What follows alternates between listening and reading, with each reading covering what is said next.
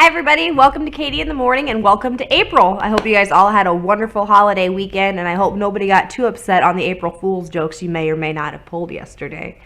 Um, I got to thinking, I went home and saw my family this weekend up in northern Iowa. I was raised in a very rural area, small town. You were related to half of them, the other half were married to somebody that you're related to, so it was a very safe feeling. And I kind of, that reminiscing while we're driving through town, that sort of thing. I got to thinking about when I was 17, 18 years old, when they used to call me in on the overnight shift, and I would just like walk to work at 2 o'clock in the morning, not a problem in my head. I continued to do that a few years later when, during my rough years, I did not have a driver's license. So I'd walk 3.5 miles to work every day. And they called me in on the overnight shift, and I was walking, and a cop pulled me over. I've never been pulled over walking before. But he pulled over and asked me if everything was okay. And I was like, yeah, I'm just going to work. They called me in early because they're have less than desired staffing on the overnight shift tonight. And he's like, well, usually when I see somebody walking at that pace with that much, I don't know if it was admiration or something word that he used. He said either they're trying to get home from the bar or they just had a fight with their boyfriend. So I thought I would stop and check and make sure you're okay. And I'm like, nope, I'm headed to work. Well, then he get in, I'll give you a ride the rest of the way. And I remember there was a few, like probably 2 other times that I got called into work early and was walking, and the same officer pulled over and gave me a ride the rest of the way to work. He said, I know where you're going. So he just picked me up and took me the rest of the way. But on a less happier note, we're starting to see more and more break-ins into nursing homes with drug addiction on the rise. The narcotics that are held within the facility in the med rooms and the med carts are starting to kind of go out to the public and to get to those ears. And with estranged boyfriends, I'm sure you guys have seen all sorts of news reports about residents and CNAs, nurses being shot over a fight between a couple, or a mad family member that came in after their family member. I can't talk today. It's Monday, and I'm still recovering from the weekend. Their family member passed away. They were upset about it. Came in.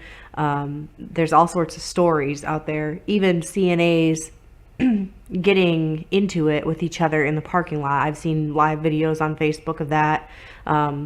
But always remember the residents and their protection comes first if it's in the facility type of situation.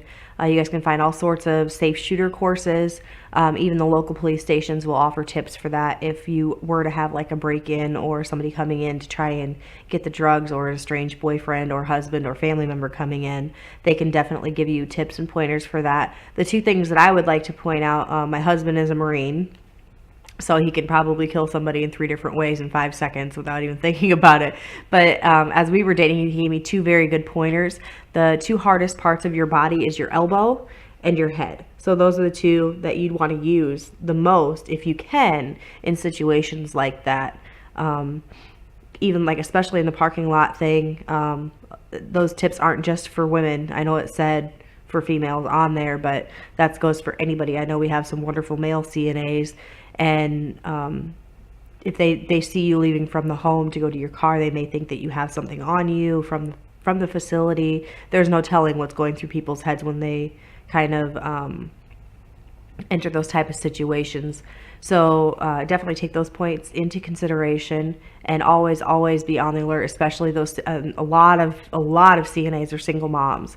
So whether you're like coming out of the grocery store, loading your kids into the car with the cart behind you, that's a very vulnerable moment.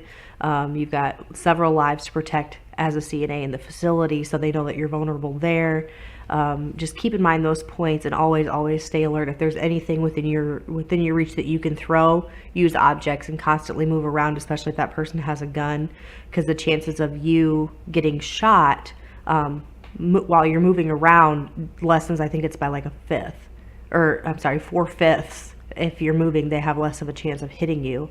So don't just kind of sit there and freeze. I know that's a lot of the reaction that we get. And also another safe shooter tip is to cover your residents with like white blankets, because they're looking for those brighter objects, people that kind of stand out. And if they're covered in kind of in the blah, they have more of a chance of getting out of that situation without being injured or without that person causing death to anybody in that situation. So there's just a few points for you. Like I said, I hope you guys had a wonderful weekend and celebrated the holiday in the best way that you could. Thank you all for everybody who worked and helped make the residents' holiday great as well. And I will see you right back here tomorrow at 10 a.m. for Katie in the Morning.